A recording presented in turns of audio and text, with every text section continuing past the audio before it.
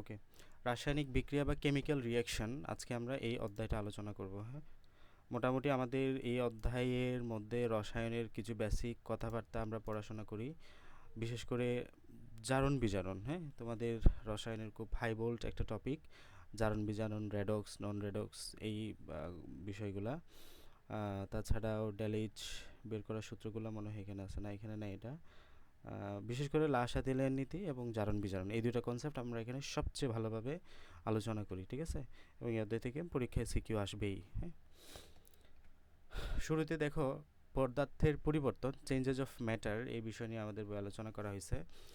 তাহলে আমরা জানি পদার্থ কয় প্রকার? 3 প্রকার। কি কি আছে? কঠিন, তরল এবং বায়বীয়।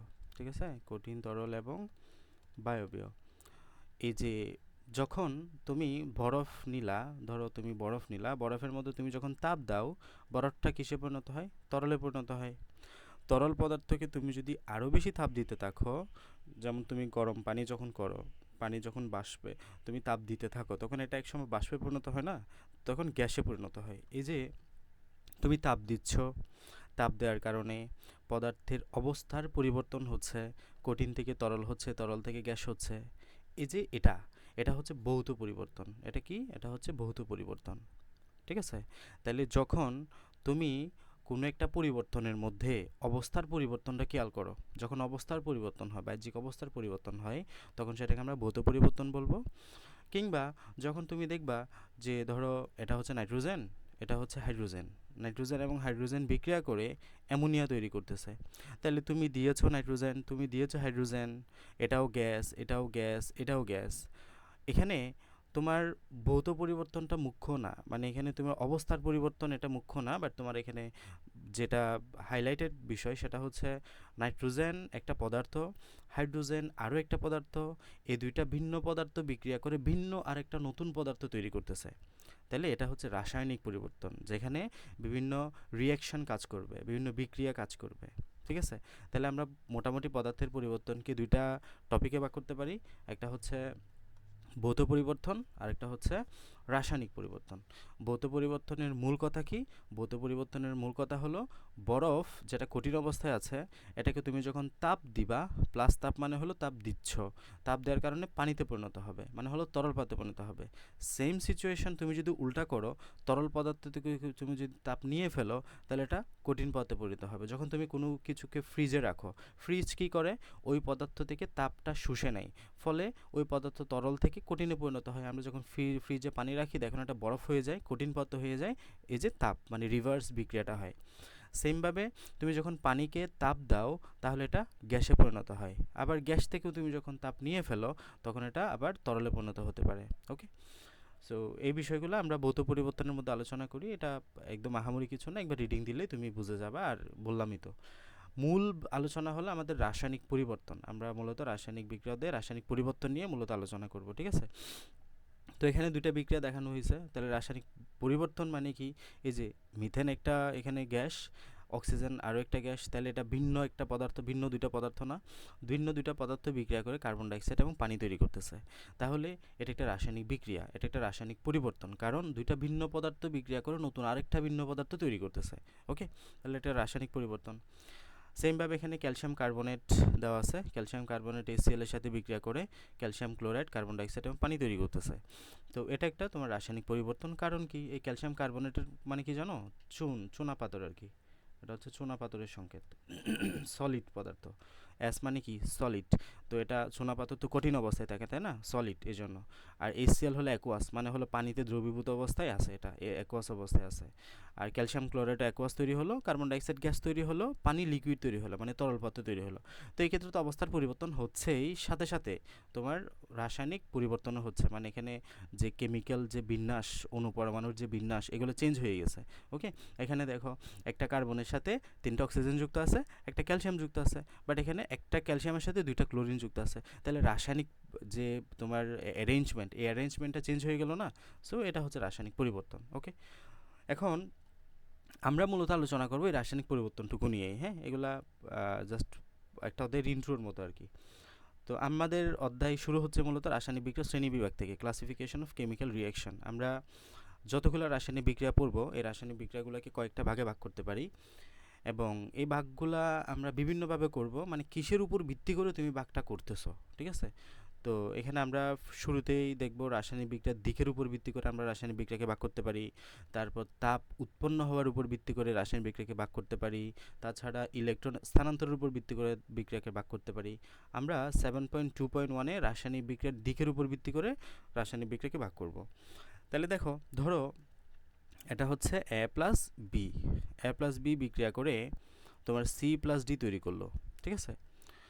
তো এখন এ প্লাস বি বিক্রিয়া করে সি প্লাস ডি তৈরি হলো। এই বিক্রিয়াটা যদি উল্টা না হয়, মানে সি প্লাস ডি বিক্রিয়া করে যদি এ প্লাস বি আবার তৈরি করে, তাহলে এটা হবে বহুমুখী বিক্রিয়া।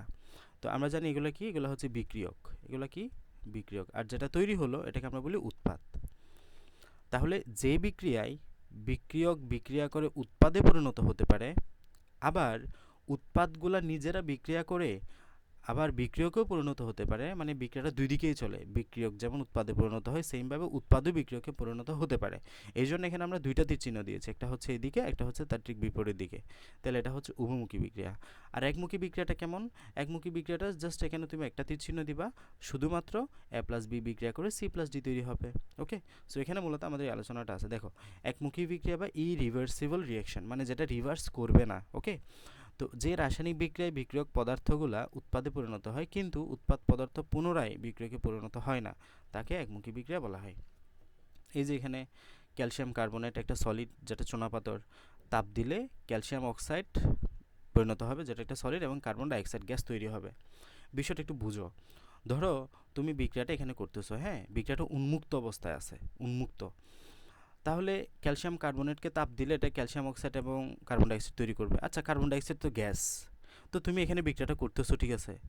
ওই গ্যাসটা কি তৈরি হওয়ার পর তোমার এই জায়গায় কি থাকবে? এটা, ওই গ্যাসটা কিন্তু এখানে তোমার জন্য বসে থাকবে না। সো এটা কি, গ্যাসটা উড়ে চলে যাবে, আলটিমেটলি গ্যাসটা উড়ে চলে যাবে। সো এখন গ্যাস যদি উড়ে চলে যায়, এই কার্বন ডাইঅক্সাইডটা আবার ক্যালসিয়াম অক্সাইডের সাথে বিক্রিয়া করার সুযোগ পাবে না, কারণ গ্যাসটা তো চলে যাচ্ছে।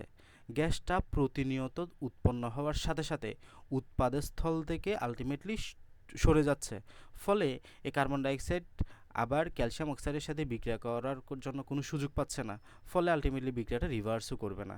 অলওয়েজ ক্যালসিয়াম কার্বনেট বিক্রিয়া করে ক্যালসিয়াম অক্সাইড এবং কার্বন ডাইঅক্সাইড তৈরি করবে, এবং যেহেতু কার্বন ডাইঅক্সাইড প্রতিনিয়ত তার জায়গা থেকে সরে যাচ্ছে, সুতরাং এটা আবার এটার সাথে বিক্রিয়া করে এটা তৈরি করার সুযোগ নাই। ওকে, এই জন্য বিক্রিয়াটা হচ্ছে একমুখী বিক্রিয়া। ওকে, তাহলে রিভার্সিবল রিঅ্যাকশন, এই রিভার্সিবল রিঅ্যাকশনের মূল কথা হচ্ছে এটাই, বিক্রিয়ক শুধুমাত্র উৎপাদ তৈরি করবে, উৎপাদ কখনো বিক্রিয়ক তৈরি করতে পারবে না। ওকে, এখানে কথাটা বলা আছে। আর উভমুখী বিক্রিয়া বা রিভার্সিবল রিঅ্যাকশন, যে রাসায়নিক বিক্রিয়ায় বিক্রিয়ক পদার্থ বিক্রিয়া করে উৎপাদে পরিণত হয়, আবার উৎপাদ পদার্থগুলো বিক্রিয়া করে পুনরায় বিক্রিয়কে পরিণত হতে পারে, এই ধরনের রাসায়নিক বিক্রিয়াকে আমরা উভমুখী বিক্রিয়া বলে থাকি। তাহলে উভমুখী বিক্রিয়া মানে কি? এক্ষেত্রে দেখো, ইথানল দেওয়া আছে C2H5OH। তোমাদের জৈব যৌগ বা জীবাশ্ম অধ্যায়টা পড়া হয় নাই অনেকেরই, যদি আমি এটা অফলাইনে পড়িয়েছিলাম, কয়েকজন ক্লাসগুলো খুবই রেগুলার করেছো, তারা হয়তো কিছুটা জানতেছো। বাট এই যে আমরা ধারাবাহিকভাবে পড়ে যাব এই রাসায়নিক বিক্রিয়া অধ্যায়ের পরে, তোমাদের সমস্যা যেগুলোতে আছে ওইগুলোর পরে এর পরবর্তী অধ্যায় না হয় আমরা জীবাশ্ম অধ্যায়টা আবার ধরবো, সমস্যা নেই। সো ওই অধ্যায়টা পড়লে তুমি বুঝতে পারবা এটার নাম কেন ইথানল।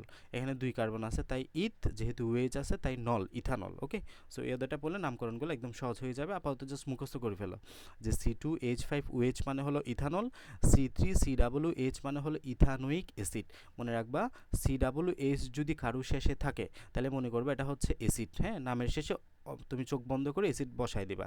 আর তুমি যদি লাস্টে ওয়েজ দেখো কারোর সাথে, তাহলে মনে করবে এটা একটা অ্যালকোহল, তো নামের শেষে নল বসায় দিবা, নল বা অল বসায় দিবা। ওকে, তাহলে এটা একটা কি, ইথানোয়িক অ্যাসিড, ইথানোয়িক অ্যাসিড। এই যে ইথানল এবং ইথানোয়িক অ্যাসিড HCl এর সাহায্যে বিক্রিয়া করে পরস্পরের সাথে ইথাইল ইথানোয়েট এস্টার তৈরি করে, ইথাইল ইথানোয়েট এস্টার তৈরি করলো এবং পানি তৈরি করলো। তো মূলত বিক্রিয়াটা কীভাবে হইলো দেখো, এই জায়গা থেকে তোমার এই যে CH3COOH আছে না, এই CH3COOH থেকে তুমি এটাকে এভাবে ভাগ করো, CH3COO মাইনাস এবং H প্লাস, মানে আমি এই যে CH3COOকে এক ভাগে রাখছি আর এইচটাকে লাস্টে যে এইচ একটা আছে ওই এইচটাকে এক পাশে রাখছি। এখন এই এইচ এবং এখানে ওয়েচ আছে না, এই এইচ এবং ওয়েচ মিলে এদিকে পানি তৈরি করলো। কি তৈরি করলো? পানি। এই যে এখানের যে এইচ আছে, এখানের যে এইচ এবং এদিকের যে ওয়েইচ আছে, এই এইচ এবং ওয়েইচ মিলে পরস্পরের সাথে কী তৈরি করলো? পানি। আর এদিকে সিএসটি সি ডাবলও আছে না, ওইখানের মধ্যে মাইনাসের সাথে C2H5টা বসে যাবে। দেখো এই যে সিএসটি সি ডাবল C2H5, ওই যে জাস্ট হাইড্রোজেনের জায়গায় C2H5 এসে বসে গেছে এই জায়গায়। এই যে এই জায়গায় হাইড্রোজেনের জায়গায় C2H5টা এসে বসে গেছে এবং হাইড্রোজেনটা ওইদিকে OH এর সাথে বিক্রিয়া করে আবার পানি তৈরি করলো। ওকে, বিক্রিয়াটা মূল এইভাবে হয়েছে। তাহলে এটার নাম আমরা কি দিচ্ছি? ইথাইল ইথানোয়েট এস্টার, এবং কি তৈরি করলো? পানি তৈরি করলো। সো এই বিক্রিয়াটাতে আমরা দেখি তোমার এগুলা হচ্ছে যে বিক্রিয়ক, এগুলা হচ্ছে যে উৎপাদ। বিক্রিয়ক বিক্রিয়া করে উৎপাদে পরিণত হয়, সেমভাবে এই উৎপাদগুলাও বিক্রিয়া করে কিসে পরিণত হতে পারে? এই যে বিক্রিয়কে পরিণত হতে পারে। এই জন্য এটাকে আমরা কি বলতেছি? উভমুখী বিক্রিয়া। ঠিক আছে, সেমভাবে দেখো হাইড্রোজেন আয়োডিন পরস্পরের সাথে বিক্রিয়া করে হাইড্রোজেন আয়োডাইড তৈরি করে। একইভাবে তুমি হাইড্রোজেন আয়োডাইডকে যদি বিয়োজিত করো, তুমি হাইড্রোজেন এবং আয়োডিন পাবা। সো এটা যেহেতু উভয় দিকে হচ্ছে, বিক্রিয়ক বিক্রিয়া করে উৎপাদে পরিণত করতেছে, আবার উৎপাদ বিক্রিয়া করে বিক্রিয়কে পরিণত হচ্ছে, এই জন্য এটাকে আমরা বলি উভমুখী বিক্রিয়া। ওকে, তাহলে আমরা দুইটা বিষয় আলোচনা করলাম এখন। একটা হচ্ছে একমুখী বিক্রিয়া, একটা হচ্ছে উভমুখী বিক্রিয়া। একমুখী বিক্রিয়া মানে কি? শুধুমাত্র বিক্রিয়ক বিক্রিয়া করে উৎপাদে পরিণত হবে। উভমুখী বিক্রিয়া মানে কি? বিক্রিয়ক বিক্রিয়া করে উৎপাদে পরিণত হবে, পাশাপাশি উৎপাদও বিক্রিয়কে পরিণত হতে পারে, এবং এই ক্ষেত্রে আমরা রিভার্সিবল সাইন ইউজ করব, আর এই ক্ষেত্রে শুধুমাত্র একমুখী তীরচিহ্ন ইউজ করব। ওকে, বলো এতটুকু কারো সমস্যা থাকলে বলতে পারো। ফারজান বুঝছো কি না? বুঝছি। আলী? বুঝছি ভাইয়া। জুলকার নাইন? বুঝছি ভাইয়া, বুঝছি। জুনায়েদ?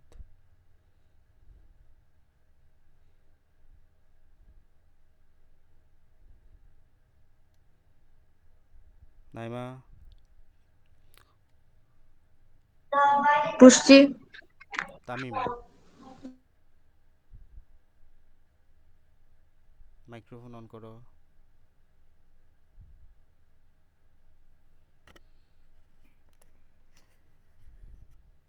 তামিম শুনতে পাচ্ছ আমাকে?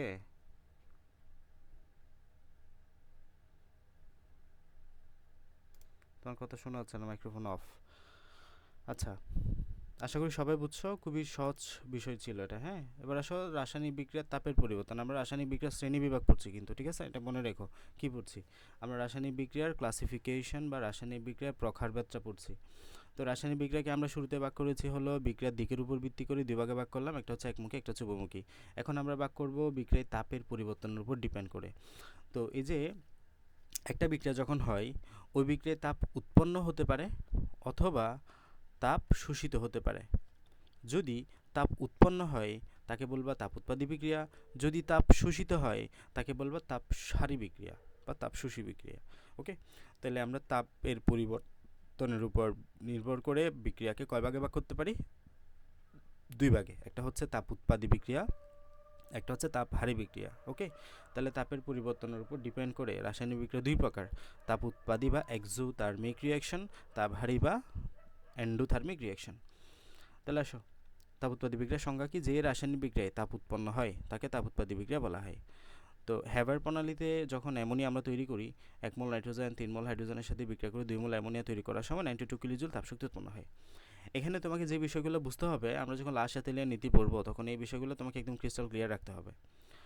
প্রথম কথা মনে রাখো, তাপ উৎপাদী বিক্রিয়ায় যদি তাপের পরিমাণটা তুমি উৎপাদের সাথে লিখো তাহলে প্লাস আকারে লিখতে পারবা।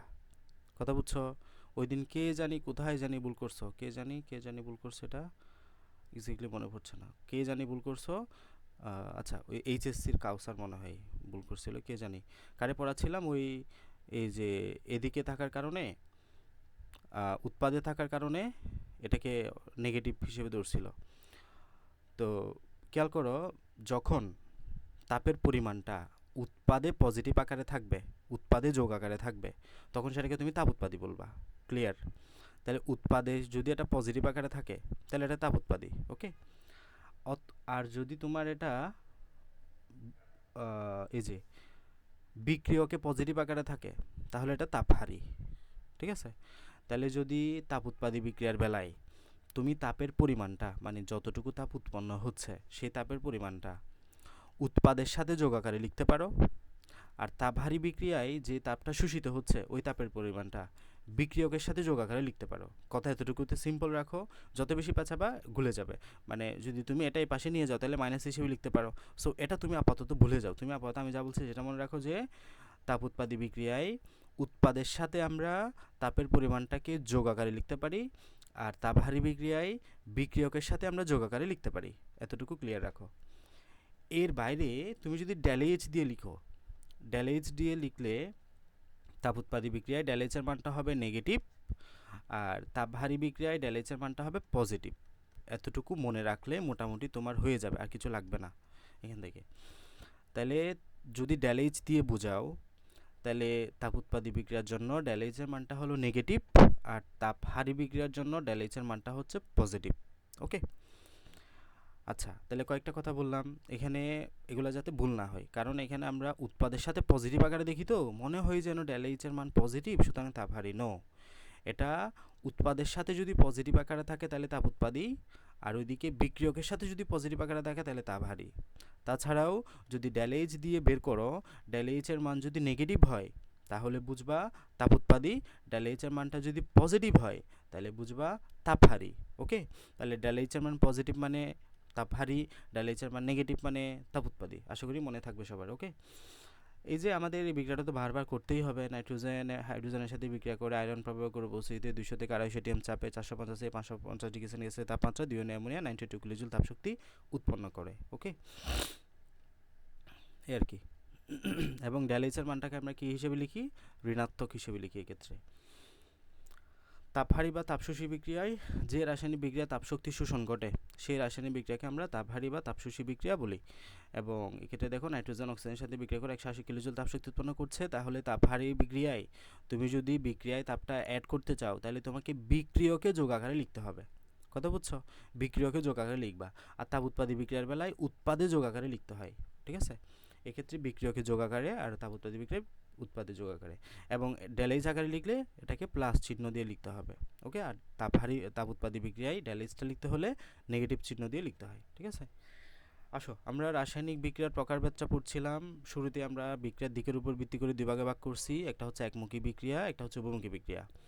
এরপরে তাপের পরিবর্তনের উপর ডিপেন্ড করে আমরা দুই ভাগে ভাগ করছি, একটা হচ্ছে তাপ উৎপাদী বিক্রিয়া, একটা হচ্ছে তাপহারী বিক্রিয়া। তাপ উৎপাদী বিক্রিয়ায় যে আমরা পড়েছি তাপ উৎপন্ন হয়, আর তাপহারী বিক্রিয়া তাপ শোষণ হয়। তাপ উৎপাদী বিক্রিয়ায় ডেলএইচের মান নেগেটিভ হয়, তাপহারী বিক্রিয়ায় ডেলএইচের মান পজিটিভ হয়। এতটুকু ক্লিয়ার রাখো। এখন আমরা যেটা পড়বো 7.2.3, এটা হচ্ছে মূলত আমাদের এদের পড়া, যে রেডক্স বিক্রিয়া, নন রেডক্স বিক্রিয়া, জারণ বিজারণ বিক্রিয়া। ঠিক আছে, এখন আমরা বিক্রিয়াকে আরও দুই ভাগে ভাগ করতে পারি, সেটা হচ্ছে ইলেকট্রন স্থানান্তরের উপর ভিত্তি করে। মানে ধরো এটা একটা বিক্রিয়া, তো এই বিক্রিয়ায় তুমি যদি মানে জারণ সংখ্যা দিয়ে হিসাব নিকাশ করো তাহলে দেখবা যে ইলেকট্রন স্থানান্তর হচ্ছে, মানে এখানে ইলেকট্রনের আদান প্রদান হচ্ছে। আবার যে বিক্রিয়ায় ইলেকট্রন আদান প্রদানটা হচ্ছে না সেটা এক রকমের বিক্রিয়া। তাহলে যে বিক্রিয়ায় ইলেকট্রনের আদান প্রদান হবে সেটাকে তুমি বলবা রেডক্স বিক্রিয়া, আর যে বিক্রিয়ায় দেখবা যে ইলেকট্রনের আদান প্রদানটা হচ্ছে না সেটাকে বলবো নন রেডক্স বিক্রিয়া। আমি একদম বাংলা কথাই বলতেছি এগুলো। ঠিক আছে, তাহলে এক কথাই হলো রেডক্স মানে কি? যে বিক্রিয়ায় ইলেকট্রন আদান প্রদান হবে, মানে ইলেকট্রনের দেওয়া নেওয়া হবে। বিক্রিয়ক, উৎপাদ এগুলোর মধ্যে তুমি আমরা ক্যালকুলেশন করবো অনেকগুলা, দেখবা যে ইলেকট্রনের আদান প্রদান হচ্ছে, এটাকে কি বলবা? রেডক্স বিক্রিয়া। আর যে সকল বিক্রিয়ায় ইলেকট্রন আদান প্রদান হবে না সেগুলোকে কি বলবা? নন রেডক্স বিক্রিয়া। আমাদের মূল আলোচনার টপিক হলো রেডক্স বিক্রিয়াটা। ওকে, তাহলে আসো রেডক্স বিক্রিয়াটা আলোচনা করি। রেডক্স, রেডক্স শব্দটাকে একটু ভাঙাও। হ্যাঁ, রেডক্স, আর ইডি রেড, আর অক্স। এই রেড শব্দটা আসছে মূলত রিডাকশন শব্দ থেকে। কি থেকে? রিডাকশন। আর এই অক্স শব্দটা আসছে মূলত অক্সিডেশন একটা শব্দ থেকে। ঠিক আছে, এই রিডাকশন শব্দের অর্থ হচ্ছে যে বিজারণ। ঠিক আছে, রিডাকশন শব্দের অর্থ হচ্ছে বিজারণ, আর অক্সিডেশন শব্দের অর্থ হচ্ছে জারণ।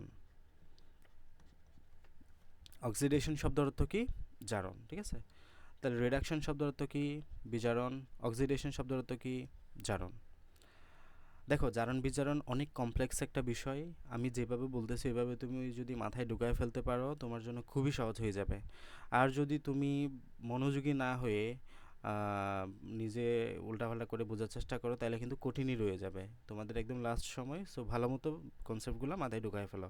ওকে, তাহলে কি বললাম, রেডক্স শব্দের মধ্যে আমরা রেড পাচ্ছি, রেড মানে হলো রিডাকশন যার অর্থ হচ্ছে বিজারণ, আর অক্স মানে হলো অক্সিডেশন যার অর্থ হচ্ছে জারণ। ওকে, আচ্ছা এখন এখানে কি বলতেছে, সেম কথা, রেড অক্সিডেশন এর প্রথম শব্দ অক্স, এই যে রেডাকশন শব্দ থেকে রেড নেওয়া হয়েছে, আর অক্সিডেশন শব্দ থেকে অক্স নেওয়া হয়েছে, তার মানে জারণ বিজারণ।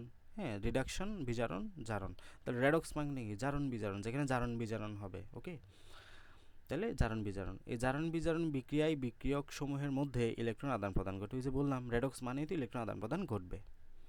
একটি বিক্রিয়ক ইলেকট্রন ত্যাগ করে অপর বিক্রিয়ক ইলেকট্রনকে গ্রহণ করে, মানে কেউ একজন ইলেকট্রনটা ত্যাগ করছে, অপর বিক্রিয়ক ইলেকট্রনটা গ্রহণ করছে, দেন বিক্রিয়া হচ্ছে। সুতরাং জারণ বিজারণ বিক্রিয়া দুইটা অর্ধাংশে বিভক্ত, মানে দুইটা ভাগে ভাগ করতে পারো তুমি। এক অর্ধাংশে বিক্রিয়ক ইলেকট্রন ত্যাগ করে যাকে জারণ বিক্রিয়া বলি, অপর অর্ধাংশে এগুলো তুমি এখানে পড়লে গোলায় যাবে, আমি যা বলতেছি এটা মনে রাখো। দেখো, তুমি মনে রাখবা জারণ মানে হলো ছাড়ন, জারণ মানে হলো ছাড়ন, এগুলো একদম মাথায় ঢুকিয়ে ফেলো। জারণ মানে হলো কি, জারণ মানে হলো ছাড়ন, কি ছাড়ন, ইলেকট্রন ছাড়ন। আরেকটা কথা মনে রাখো, জারণ মানে হলো জারণ সংখ্যা বাড়ন, জারণ মানে জারণ সংখ্যা বাড়ন। এই লাইনটা বার পড়তে হবে, তুমি যতবার জারণ বিজারণ সলভ করবা ততবার এই লাইনটা তোমার মাথায় আনতে হবে। ওকে, তাহলে জারণ মানে কি বললাম, জারণ মানে ইলেকট্রন ছাড়ন। তাইলে তুমি যদি দেখো কেউ একজন ইলেকট্রন ছাড়তেছে, ওই প্রক্রিয়ার নাম কি বলবা, জারণ। আবার জারণ সংখ্যা বাড়ন, তুমি যদি দেখো যে কয়েকজনের মধ্যে ইলেকট্রন সংখ্যা বেড়ে যাচ্ছে, তাহলে তাকে কি বলবা, মানে জারণ সংখ্যা বেড়ে যাচ্ছে, তাহলে তাকে কি বলবা, জারণ। ওকে, তাহলে দুইটা ছন্দ দিয়ে মনে রাখতে পারো, জারণ মানে কি, জারণ মানে হলো ছাড়ন, মানে জারণ সংখ্যা ইলেকট্রন ছাড়ার প্রক্রিয়াকে আমরা কি বলবো, জারণ বলবো। আর জারণ সংখ্যা বাড়ন মানে কারো যদি জারণ সংখ্যা বেড়ে যায় তাহলে ওটাকে আমরা কি বলবো, জারণ বলতে পারবো। কথা ক্লিয়ার? তাহলে জারণ মানে কি, জারণ মানে ছাড়ন, জারণ মানে জারণ সংখ্যা বাড়ন, জারণ মানে ছাড়ন, জারণ মানে জারণ সংখ্যা বাড়ন। ওকে, আর বিজারণ মানে কি, উল্টা। তাহলে বিজারণটা তুমি মনে না রাখলেও হবে, তুমি এই লাইনটা মনে রাখো, বিজারণটা অল্টারনেট তোমার মাথায় ঢুকে যাচ্ছে।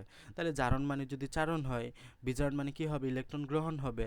জারণ মানে যদি জারণ সংখ্যা বাড়ন হয়, বিজারণ মানে জারণ সংখ্যা কমন হবে। এটা কি আর মনে রাখতে হবে না? তাহলে তুমি শুধু জারণ সংখ্যাটা মনে রাখো, বিজারণ অটোমেটিক্যালি তোমার মাথায় সেট হচ্ছে কিন্তু। তাহলে জারণ মানে হলো চারণ, জারণ মানে জারণ সংখ্যা বাড়ন। ওকে, এই কথাটা মনে রাখো। আরও একটা বিষয় ক্লিয়ার করি, জারণ মানে হলো একটা প্রক্রিয়া, মানে তুমি যে বলতেছো জারণ মানে হলো চারণ, যে প্রক্রিয়া ইলেকট্রনটা ছাড়তেছে সেটা হলো মূলত জারণ। কথা বুঝছো?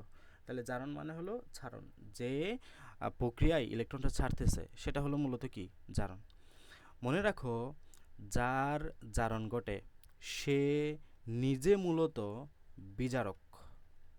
এগুলো গোলাবা না, এগুলো বইয়ের লাইনগুলো পড়লে আই শিওর তুমি গোলায় ফেলবে বিষয়গুলো। সো আমি যেভাবে বলতেছি সেভাবে ঢোকাও মাথায়।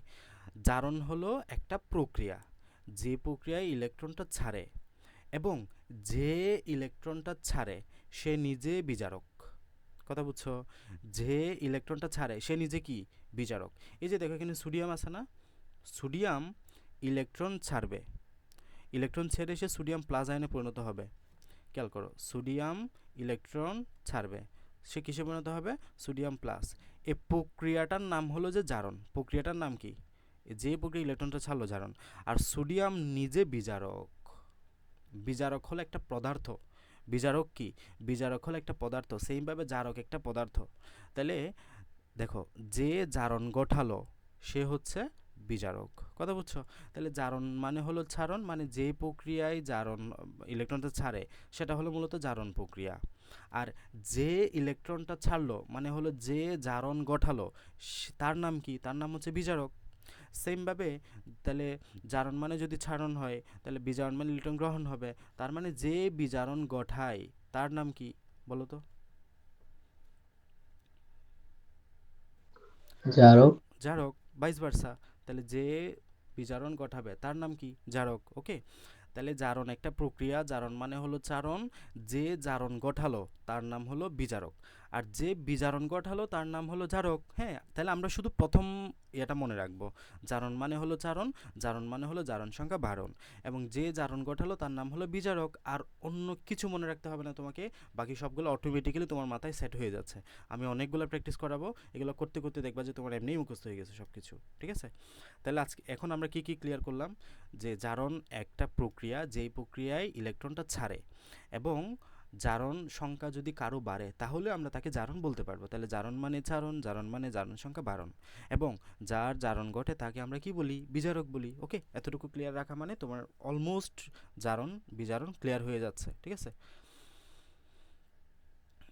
এখন আমরা একটু প্র্যাকটিস করি, প্র্যাকটিস করলে তোমার ক্লিয়ার হবে। খেয়াল করো, আমরা এইখানে যেটা সেটাই দেখি। সোডিয়াম ক্লোরিনের সাথে বিক্রিয়া করে সোডিয়াম ক্লোরাইড তৈরি করতেছে। কিভাবে তৈরি করতেছে? প্রথমত সোডিয়াম একটা ইলেকট্রন ত্যাগ করবে। একটা ইলেকট্রন ত্যাগ করে সে যখন কেউ ইলেকট্রন ত্যাগ করে কিসে পরিণত হয়? সোডিয়াম প্লাস আয়নে পরিণত হবে না? এগুলো তো তোমাদের জানতে হবে, অ্যাটলিস্ট রাসায়নিক বন্ধন অধ্যায়ে পড়াইছি যে সোডিয়াম যখন একটা ইলেকট্রন ত্যাগ করে সে সোডিয়াম প্লাস আয়নে পরিণত হবে, ধনাত্মক আয়নে পরিণত হবে। যখন কেউ ইলেকট্রন ছাড়ে তার উপরে পজিটিভ দিতে হয়। তাহলে দেখো এখানে কোন প্রক্রিয়া সম্পন্ন হয়েছে? জারণ প্রক্রিয়া। সোডিয়াম নিজে কি? বিজারক। ক্লোরিন আছে না, ওই ক্লোরিন ওই আগত একটা ইলেকট্রনটাকে গ্রহণ করবে। সোডিয়াম যে ইলেকট্রনটা ছাড়লো ওই ইলেকট্রনটা গ্রহণ করবে, গ্রহণ করে সে ক্লোরিন মাইনাসে পরিণত হবে। তাহলে ক্লোরিন নিজে কি? ক্লোরিনের যে ইলেকট্রন গ্রহণ করতেছে এটা কি? এটা হচ্ছে তোমার বিজারণ প্রক্রিয়া। এটা কি প্রক্রিয়া? বিজারণ প্রক্রিয়া। এই যে সোডিয়াম ইলেকট্রন ছাড়তেছে না, এই ছাড়ার প্রক্রিয়াটাকে কি বলবা? জারণ প্রক্রিয়া। তাহলে সোডিয়াম নিজে কি? বিজারক, যেটা ইলেকট্রন ছাড়লো। আর ক্লোরিন ইলেকট্রন গ্রহণ করতেছে না, তাহলে এটা কি? এটা হচ্ছে তোমার বিজারণ প্রক্রিয়া। যে বিজারণ ঘটালো তাকে কি বলবা? জারক বলবা। ঠিক আছে, এইভাবে করে জারক বিজারক আমরা চিহ্নিত করব। আর অনেকগুলো বিক্রিয়া তো পড়তেছি, ঠিক আছে? এখানে কথাটাই বলা হয়েছে, দেখো আয়রন 2+ থেকে আয়রন 3+ পরিণত হয়েছে।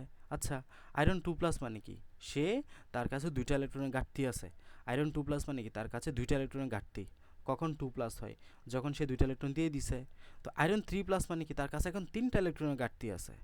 তিনটা ইলেকট্রনের ঘাটতি, তাহলে আরও একটা ইলেকট্রন সে নিশ্চয় দিয়ে দিছে কাউরে। এই যে একটা ইলেকট্রন এদিকে প্লাস আকারে দেখাচ্ছে, মূলত এদিকে আনলে এটাকে আমরা মাইনাস আকারে লিখি আর কি, ঘটনা একই।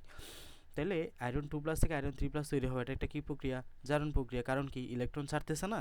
এই যে আয়রন 2+ একটা ইলেকট্রন ছেড়ে আয়রন 3+এ পরিণত হয়েছে। ওই একটা ইলেকট্রনটা মূলত এরা এদিকে প্লাস আকারে লিখছে, কথা একই, ঘটনা একই। এবার এখানে দেখো সোডিয়াম। সোডিয়ামের চার্জ এখানে শূন্য, মানে হলো সোডিয়ামের কাছে কোনো ইলেকট্রনের ঘাটতিও নাই, কোনো ইলেকট্রন বেশিও নাই। বাট এখানে সোডিয়াম প্লাস আকারে পরিণত হয়ে গেছে। কেন? কারণ সোডিয়াম একটা ইলেকট্রন ছেড়ে দিছে। তাহলে ছাড়ার প্রক্রিয়াটা কী বলবা?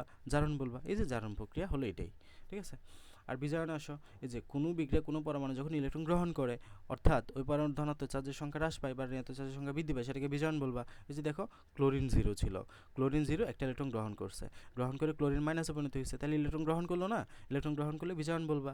আর এখানে দেখো কপার 2+, কপার 2+ মানে কি? তার কাছে দুইটা ইলেকট্রনের ঘাটতি ছিল, এখন কপার একটা ইলেকট্রন গ্রহণ করলো এবং কপার শুধু প্লাসে পরিণত হলো, মানে এখন একটা ইলেকট্রনের ঘাটতি আছে। তাহলে সে নিশ্চয়ই একটা ইলেকট্রন গ্রহণ করলো, তাহলে একটা বিজারণ প্রক্রিয়া। বুঝছো? তাহলে জারণ মানে হলো ইলেকট্রন ছাড়ন, আর বিজারণ মানে হলো ইলেকট্রন গ্রহণ। বাস এতটুকু পড়লেই হবে।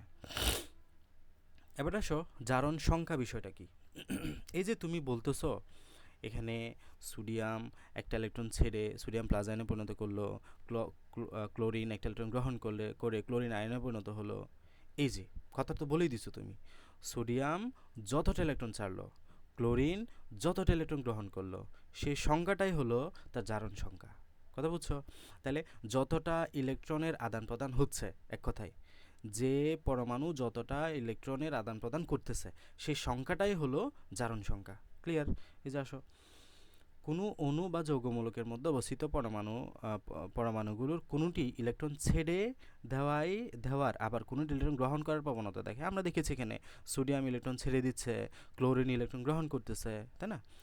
অণু বা যৌগমূলকের মধ্যে অবস্থিত কোনো পরমাণুর ইলেকট্রন ছাড়ার প্রবণতাকে ধনাত্মক চিহ্নযুক্ত দিয়ে একটি সংখ্যা দিয়ে, আবার কোনো ইলেকট্রন গ্রহণ করার প্রবণতাকে ঋণাত্মক চিহ্ন দিয়ে প্রকাশ করা হয়। আমরা বলেছি না, যখন কি ইলেকট্রন ছাড়ে আমরা পজিটিভ আকারে লিখি, যখন কি ইলেকট্রন গ্রহণ করে তখন আমরা ঋণাত্মক আকারে লিখি। এটাই বলতেছে। অণু বা যৌগমূলকের মধ্যে অবস্থিত কোনো পরমাণুর এই ধনাত্মক বা ঋণাত্মক চিহ্নযুক্ত সংখ্যাকেই জারণ সংখ্যা বলা হয়। মানে হলো যতগুলো ইলেকট্রন গ্রহণ করতেছে কিংবা যতগুলো ইলেকট্রন ছেড়ে দিচ্ছে, সেই সংখ্যাটাই মূলত জারণ সংখ্যা বা অক্সিডেশন নাম্বার। ওকে, তাহলে আচ্ছা এগুলো আমরা পড়ে যাচ্ছি। জারণ সংখ্যা নির্ণয়, এখন যে চারটা পড়াবো, আজকে আমি চারটা পড়ায় শেষ করব। আগামীকাল ইনডেপথ জারণ সংখ্যা বা জারণ বিজারণ নিয়ে আলোচনা করব। মানে তোমাদের সিকিউতে মিলে যেটা আসবে জারণ বিজারণ একটি যুগপৎ প্রক্রিয়া, অনেকগুলো বিক্রিয়া করাবো। এই বিক্রিয়াগুলোর মধ্যে আমরা ক্লাসিফিকেশনে ঢুকে যাবো আস্তে আস্তে, সংযোজন বিয়োজন প্রতিস্থাপন, তখন এগুলোতে ঢুকাবো। আগামীকালের ক্লাসটা বোঝার জন্য তোমাকে এইগুলা জানতে হবে, এই বক্সটা একদম মানে মাথায় থাকতে হবে। এটা ছাড়া তুমি জারণ বিজারণ করতে পারবে না, বা জারণ বিজারণ করতে গিয়ে বেশ আটকে যাবা, ঠিক আছে? সো এই চারটা খুব ভালো মতো করে বুঝো। এটা পুরোপুরি মুখস্থ করতে হবে না, তুমি যদি একটু মাথাটা খাটাও। পর্যায় সারণী কিন্তু কয়েকদিন আগে পড়াইছি, ওই পর্যায় সারণীর কনসেপ্ট দিয়েই তুমি এই চারটা পুরোপুরি অলমোস্ট মাথায় এটা জানা হয়ে যাবে। এটা আহামরি মুখস্থের কোনো কিছু না। তাহলে আসলে জারণ সংখ্যা আমরা কিভাবে বের করতে পারি? দেখো, আমরা ওই দিন পড়েছিলাম পর্যায় সারণী অধ্যায়ে, যখন পড়েছিলাম যে পর্যায় সারণীর গ্রুপ একের মৌল সংখ্যা কত বলো তো? সর্বশেষ পর্যায়ের মৌল সংখ্যা গ্রুপ একের।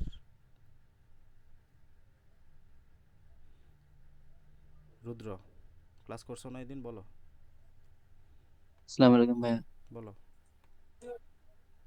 1। গ্রুপ একের সর্বশেষ পর্যায়ের মৌল সংখ্যা হচ্ছে 1। ওই দিন অনেকভাবে বলছিলাম এটা।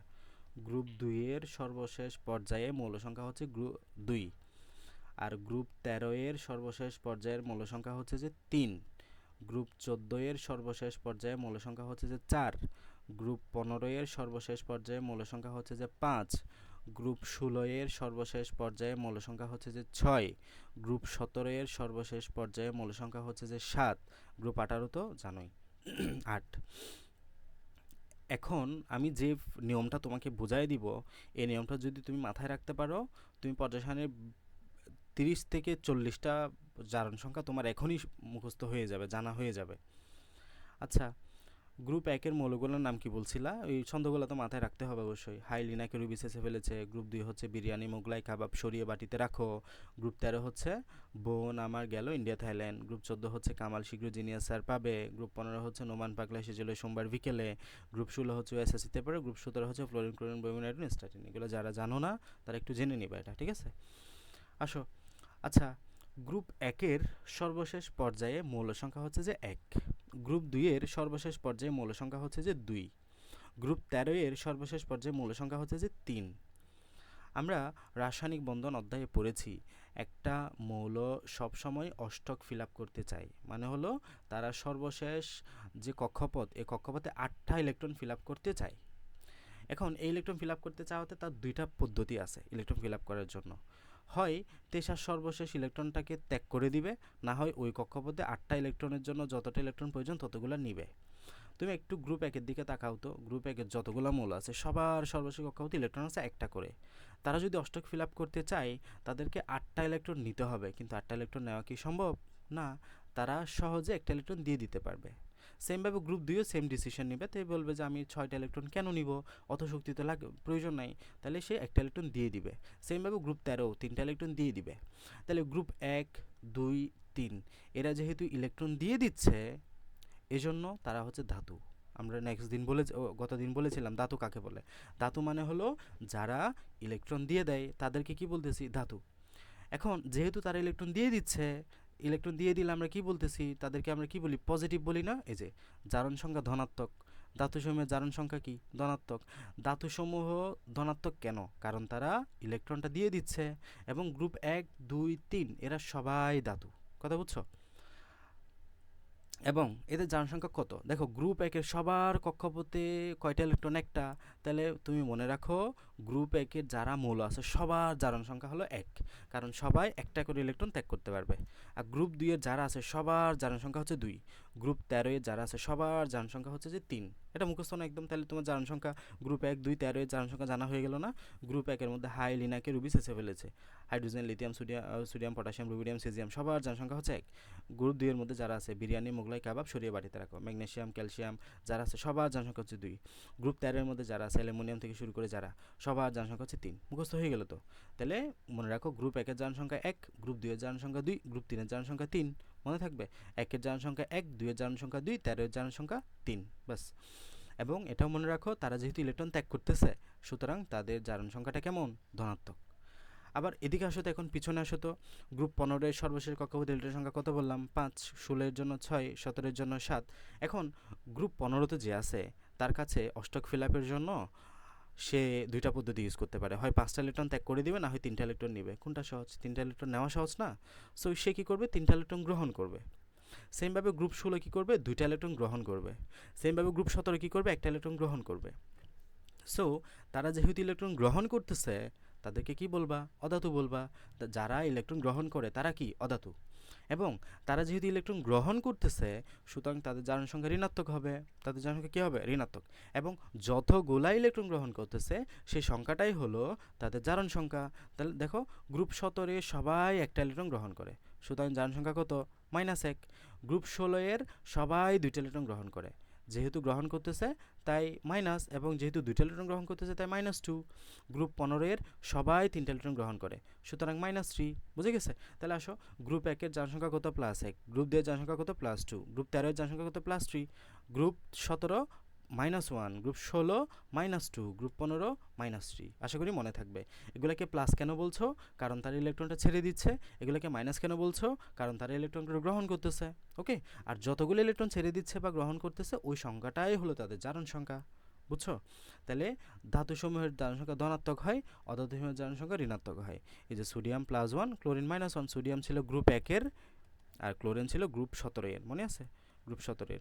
দেখো, এটা হচ্ছে 1। কেন 1? কারণ এটা ছেড়ে দিচ্ছে। আর ক্লোরিন হচ্ছে 1, কারণ একটা গ্রহণ করতেছে। মাইনাস কেন? গ্রহণ করতেছে বিদায়। ওকে? আচ্ছা, গেল। এটা মনে রাখবাই, এই 2 নাম্বারটা মনে রাখতেই হবে, এবং এটাই সবচেয়ে বেশি তুমি ফেস করবা। নিরপেক্ষ পরমাণু বা মুক্ত মৌলের জারণ সংখ্যা 0। দেখো, যৌগের মধ্যে যখন তুমি কাউরে হিসাব নিকাশে যাবা, তখন তুমি এই হিসাব নিকাশগুলোতে যাবা মূলত। কিন্তু একা যদি কাউরে পাও, সে মুক্ত অবস্থায় আছে, সে নিরপেক্ষ অবস্থায় আছে, চোখ বন্ধ করে বলে দিবা তার জারণ সংখ্যা 0। কোনো রকমের চিন্তা ভাবনা প্রয়োজন নেই এখানে। গ্রুপ সংখ্যা কত, এই হাবি যাবি, কিচ্ছু চিন্তা ভাবনা করবা না। একা যদি কাউরেই পাও, মোট জারণ সংখ্যা 0। কথা বুঝছো? এই যে ধরো, অক্সিজেন অক্সিজেন কত? 0। তারপর হাইড্রোজেন কত? 0। নাইট্রোজেন কত? 0। মানে একা পাইলেই 0 এক কথায়। ওকে? আচ্ছা, এরপরে আসো, নিরপেক্ষ যৌগে পরমাণুসমূহের মোট জারণ সংখ্যা 0 হবে। মানে হলো মোট জারণ সংখ্যা। এই যে দেখো, এখানে আমাদের সোডিয়াম +1, ক্লোরিন -1। +1 এবং -1 আলটিমেটলি কত হয়? 0 হয়। মানে মোট জারণ সংখ্যা কত হয়? 0 হয়। এটাই বলতেছে যে মোট জারণ সংখ্যা এখানে এটা -2 হবে, আর এখানে +2 হবে। দুইটা হাইড্রোজেন হাইড্রোজেন একটার জন্য +1, দুইটার জন্য +2। আলটিমেটলি মোট জারণ সংখ্যা কত হবে? 0 হবে। বুঝছো যে এখানে মোট জারণ সংখ্যাটা কি হয়? 0 হয়। ওকে? এরপরে আসো, আদান বিশিষ্ট আয়নে পরমাণুসমূহের মোট জারণ সংখ্যা আদান সংখ্যার সমান হয়। মানে যেখানে আদান পাবা, এই যে এখানে -2 আছে না, আদান তুমি তো উপরে দেখতেই পাচ্ছ, SO4 2- তার জারণ সংখ্যা -2 বলে দিবা। NH4 +1 দেখতে পাচ্ছ না, প্লাস, তাহলে +1 বলে দিবা তার জারণ সংখ্যা। এগুলোতে দেখে দেখে বলতে পারো। ওই দিন আমরা যখন পর্যায়সারণী পড়েছিলাম তখন বলেছি গ্রুপ 1 এর অপর নাম কি? ক্ষারধাতু। গ্রুপ 1 এর অপর নাম কি বললাম? ক্ষারধাতু। এই যে দেখো, ক্ষারধাতু, তাহলে এদের জারণ সংখ্যা কত? +1। সবার জারণ সংখ্যা +1। এটা তো শুরুই বললাম যে গ্রুপ 1 এর সবার জারণ সংখ্যা +1। এই যে গ্রুপ 1 এর অপর নাম হচ্ছে ক্ষারধাতু সমূহ। ওকে? আর মৃৎক্ষার ধাতু, গ্রুপ 2 এর অপর নাম কি বলছি? মৃৎক্ষার ধাতু না? গ্রুপ 2 এর অপর নাম মৃৎক্ষার ধাতু। তাহলে সবার জারণ সংখ্যা কত? +2। এগুলো কি মুখস্থ করতে হবে এখন? না। এই যে দেখো, পটাশিয়াম গ্রুপ 1, পটাশিয়াম গ্রুপ 1, সবার জারণ সংখ্যা কত? +1। এই যে মৃৎক্ষার ধাতু, এই যে ক্যালসিয়াম, বিরিয়ানি, মোগলাই, কাবাব। এই যে বিরিয়ানি, মোগলাই, কাবাব। এই যে ম্যাগনেসিয়াম আসছে, ক্যালসিয়াম আসছে, সবার জারণ সংখ্যা কত? +2। ওকে? এরপর আসো, হেলুজেন। হেলুজেন মানে কি? গ্রুপ 17। এই যে গ্রুপ 17 একটু আগে বললাম না? দেখো, গ্রুপ 17, এই যে গ্রুপ 17 এর মধ্যে জারণ সংখ্যা কত বলছি? -1। যেহেতু তারা একটা ইলেকট্রন গ্রহণ করবে, তাই -1। ঠিক আছে? অষ্টক ফিলাপের জন্য ইলেকট্রন গ্রহণ করলে -1। এই যে দেখো, হেলুজেন হচ্ছে -1। ধাতবে হ্যালাইডে হেলুজেন জারণ সংখ্যা কত? -1। এই যে ক্লোরিনের জারণ সংখ্যা কত? -1। এরপরে এই দ্বিতীয় নাম্বার পয়েন্টটা বেশ গুরুত্বপূর্ণ। হাইড্রোজেনের এটা এই লাস্টের এটা বেশি গুরুত্বপূর্ণ। হাইড্রোজেনের জারণ সংখ্যা হচ্ছে +1, কিন্তু ধাতব অধিকাংশ যুগে হাইড্রোজেনের জারণ সংখ্যা +1। আমরা +1টাই পড়বো, -1টা খুব কম পড়ি, সো তোমাদের না জানলেও হবে এটা। সো অধিকাংশ যুগে হাইড্রোজেনের জারণ সংখ্যা কত? +1। আর অক্সিজেনের জন্য দেখো অক্সিজেন গ্রুপ 17তে পড়ছে না, এই যে অক্সিজেন 16তে পড়ছে না, ও এসএসসিতে পড়ে, তাহলে গ্রুপ 16 এর জনসংখ্যা কত, যেহেতু সে 2টা ইলেকট্রন গ্রহণ করবে তাই -2। এই যে গ্রুপ 16 এর জনসংখ্যা কত, তাহলে এই যে এখানে অক্সিজেনের ম্যাক্সিমাম যোগ অক্সিজেন জনসংখ্যা কত, -2। অক্সিজেনের জন্য ম্যাক্সিমাম যোগের জনসংখ্যা কত, -2। এই যে উদাহরণ দেওয়া আছে ক্যালসিয়াম অক্সাইড, পটাশিয়াম অক্সাইড, এগুলো সবার জন্য -2। তবে পারঅক্সাইডের জন্য অক্সিজেনের জনসংখ্যা -1 হিসাব করবা, সুপার অক্সাইডের জন্য অক্সিজেনের জনসংখ্যা -1/2 ইউজ করবা। এই দুইটা একদম ফিক্সড, এটা ধ্রুব, ঠিক আছে। এই যেখানে দুইটা পারঅক্সাইডের উদাহরণ দেওয়া আছে, পটাশিয়াম পারঅক্সাইড, হাইড্রোজেন পারঅক্সাইড, এগুলোতে অক্সিজেনের জনসংখ্যা কত, -1। আর এখানে সোডিয়াম সুপার অক্সাইড দেওয়া আছে, পটাশিয়াম সুপার অক্সাইড দেওয়া আছে, যেখানে সোডিয়ামের অক্সিজেনের জনসংখ্যা -1/2, ঠিক আছে। তাহলে অধিকাংশ যৌগে অক্সিজেনের জনসংখ্যা কত, -2। তবে পারঅক্সাইড এবং সুপার অক্সাইডে অক্সিজেন জনসংখ্যা একটু ভিন্ন হয়, পারঅক্সাইডে কত, -1, সুপার অক্সাইডে কত, -1/2। ওকে, এই বেসিকটুকু যদি তোমার জানা থাকে মোটামুটি জারণ সংখ্যা তোমার জন্য অনেক সহজ হয়ে যাবে। হ্যাঁ, আমরা একটু জারণ সংখ্যা বের করার পদ্ধতিটা জেনে শেষ করে দিচ্ছি, খেয়াল করো। এখানে KMnO4 একটা যৌগ দেওয়া আছে, KMnO4 জারণ সংখ্যাটা আমরা বের করবো কিভাবে একটু দেখি, মানে ম্যাঙ্গানিজের জারণ সংখ্যা আর কি। KMnO4, প্রথম কথা হচ্ছে এটা তোমাকে আসলে প্র্যাকটিস করতে হবে। এগুলা তুমি রাতারাতি পারবা না, একদিনে পারবা না, একবারে পারবা না, তোমাকে কয়েকবার প্র্যাকটিস করতে হবে, তারপর তুমি আস্তে আস্তে পারবা। সো প্রথমবারে না পারলে মানে ইয়া করার কিছু নাই, আস্তে আস্তে পারবা, প্র্যাকটিস করে পারবা। দেখো এখানে আমরা পটাশিয়াম দেখতে পাচ্ছি না, পটাশিয়াম গ্রুপ 1 এর মৌল কিন্তু, হ্যাঁ। তো পটাশিয়ামের জনসংখ্যা কত, +1। ম্যাঙ্গানিজ জানো না, ম্যাঙ্গানিজ বের করতে হবে, যেটা জানো না ওটাকে x ধরো, +x, প্লাসটা আমি দেবো না এখানে, +1 তো দেওয়ার কিছু নাই। আর অক্সিজেন, অক্সিজেন জনসংখ্যা কত বলছি ম্যাক্সিমাম যোগে, 2 না, -2 না, তো 4টার জন্য কত হবে, -8, -8 ইজ ইকুয়াল টু 0, ঠিক আছে। এখানে কোনো আদার নাই, মানে 0, মানে মোট জারণ সংখ্যা সবসময় কী হয়, 0 হয়।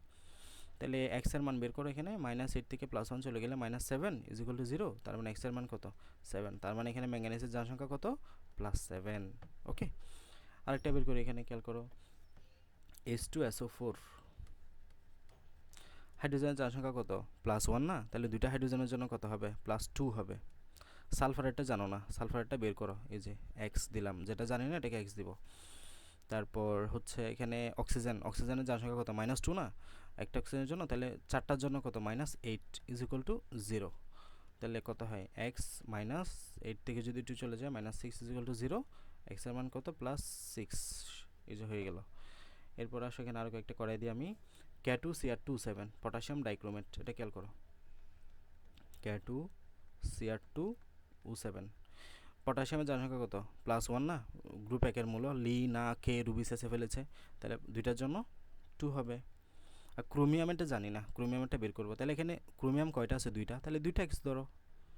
আর +7, তাহলে এখানে অক্সিজেন 7, একটা অক্সিজেনের জনসংখ্যা কত, -2, তাহলে 7টার জন্য -7 গুণে 14, 0 হবে। 2x, -14 থেকে +2 চলে গেলে কত হয়, -12, 0, তো 2x ইজ ইকুয়াল টু কত হবে, 12 হবে। x এর মান কত, -12 বাই -2 চলে গেছে, +12 হয়ে গেছে, 2, 6 হবে। তাহলে এখানে ক্রোমিয়ামের জনসংখ্যা কত, +6। ওকে, H3PO4টা করাই দিই, ফসফরিক অ্যাসিড, H3PO4। হাইড্রোজেন কত, 1, 3টা হাইড্রোজেনের জন্য কত, তাহলে 3। ফসফরাস কত, x ধরো, এটা অক্সিজেনের জন্য কত, -2 না, সো -8 হবে আর কি, 4টার জন্য 0, তাহলে x এর মান বের করো, x -5 is equal to 0, x এর মান কত, 5। এই যে এভাবে করে আমরা মূলত জারণ সংখ্যাটা বের করব, ঠিক আছে। তো আজকে আমাদের আলোচনার টপিক এতটুকুই, আমরা জারণ সংখ্যা বের করা অবধি শিখছি। আমরা নেক্সট দিন জারণ বিজারণ যুগপৎ, মানে তোমাদের সিকিউতে আলটিমেটলি যেটা আসবে, জারণ বিজারণ, তোমাকে একটা বিক্রিয়া দিবে, ওটাকে এক্সপ্লেইন করতে বলবে, জারণ হচ্ছে, বিজারক হচ্ছে, জারক কোনটা, বিজারক কোনটা, জারিত কোথায় হচ্ছে, বিজারিত কোথায় হচ্ছে, এগুলো এক্সপ্লেইন করতে হবে। এবং সিমultaneously আমরা সংযোজন বিক্রিয়া, বিয়োজন বিক্রিয়া, প্রতিস্থাপন, দহন বিক্রিয়া, এগুলো আলোচনা করে ফেলবো নেক্সট দিনে, ঠিক আছে। এগুলো করতে করতে জারণ বিজারণ এখানে বুঝাই দিব, এগুলো প্রত্যেকটাতে জারণ বিজারণ হচ্ছে, এগুলো এক্সপ্লেইন করে বোঝানোর বিষয়। দেখো আমি যদি একটা দেখাই, এই যে দেখো এখানে ক্লোরিন 2 না, তাহলে আয়রন 2+ দাও, ক্লোরিন -2 দাও, এখানে ক্লোরিন মুক্ত মৌল না, তার মানে 0, এখানে আয়রন 3+, আয়রন এখানে +3, এখানে -3, তাহলে দেখো জারণ মানে কি বলছে, জারণ মানে জারণ সংখ্যা বাড়ন, এই যে আয়রন 2+ থেকে আয়রন 3+ হয়েছে না, তার মানে জারণ সংখ্যা বাড়ছে না, সুতরাং এটা জারণ হবে, এটা জারণ, এবং যার জারণ হয়েছে সে তাকে কি বলবা, যাকে বিজারক বলো তার এটা হচ্ছে বিজারক। ওকে, আর ক্লোরিন ছিল শূন্য, শূন্য থেকে হয়ে গেছে -3। তাহলে আমরা জানি জারণ মানে যদি বারণ হয়, জারণ সংখ্যা বারণ হয়, বিজারণ মানে জারণ সংখ্যা কমন হবে, তাহলে শূন্য থেকে -3 হয়েছে না, সুতরাং এটা হচ্ছে বিজারণ। এবং যা যে বিজারণ হয়েছে ওটা হচ্ছে জারক। ঠিক আছে, এই যে এভাবে করে আমরা নেক্সট দিন সলভ করব। আপাতত তোমরা জারণ সংখ্যা অবধি ক্লিয়ার করো সবাই, এতটুকু অবধি খুব ভালোভাবে পড়ে আসো। এর মধ্যে যদি কারো কোনো স্পেসিফিক জায়গায় সমস্যা পাও, এগুলো নেক্সট দিন আমাকে দিও।